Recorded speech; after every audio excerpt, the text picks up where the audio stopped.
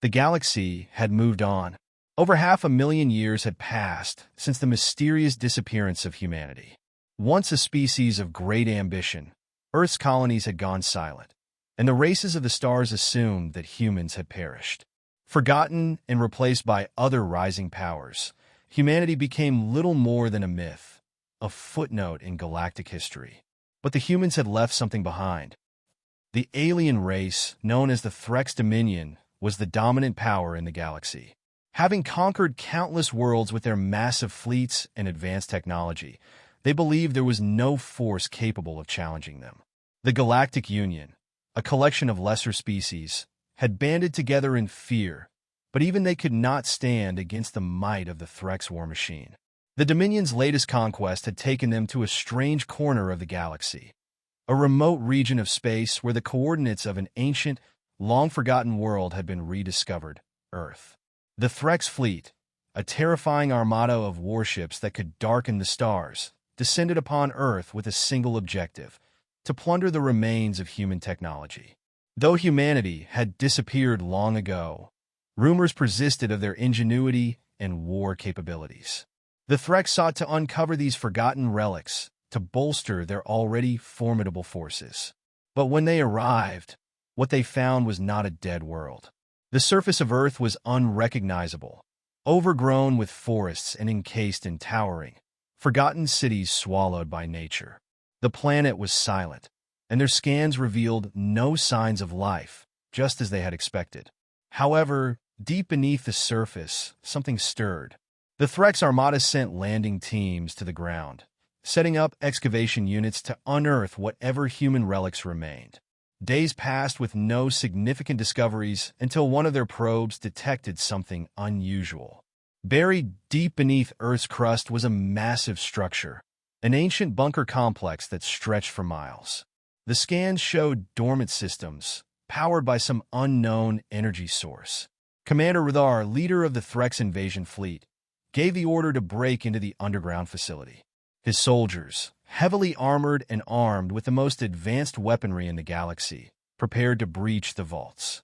When they finally cracked open the entrance, they were met with a chilling sight: row upon row of massive, sleek warships, far more advanced than anything the Threx Dominion possessed, lay dormant in vast underground hangars. Their designs were alien, even by Threx standards, with hulls made of unknown alloys that defied scanning. The energy signatures emitted by the ships suggested power far beyond anything the Dominion had ever encountered. As the Threx soldiers approached, the dormant ships stirred. High above, in the Threx command ship, Commander Radar watched the events unfold through a live feed. "Commander," one of his officers said, panic in his voice, "the ships are powering up." The ships, untouched for 500,000 years, began to rise from their slumber. Earth itself trembled as these ancient human war machines ascended from their underground tombs. Their engines, powered by technologies long lost to time, roared to life with a ferocity that shook the skies. Before the Threx soldiers could react, the first of the human warships opened fire. Beams of energy, so concentrated that they tore through space itself, ripped the Threx ground forces apart. Within seconds, entire battalions were vaporized. In orbit, Commander Radar watched in horror as his mighty fleet, the pride of the Threx Dominion, was systematically targeted by Earth's war fleet.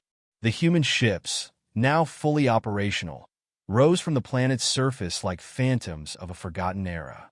Their sleek, almost predatory forms glowed with a blue hue as they cut through space with unprecedented speed. "These ships, they're not possible," Radar whispered.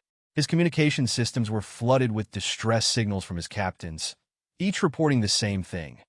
Nothing in their arsenal could penetrate the shields of the human war fleet.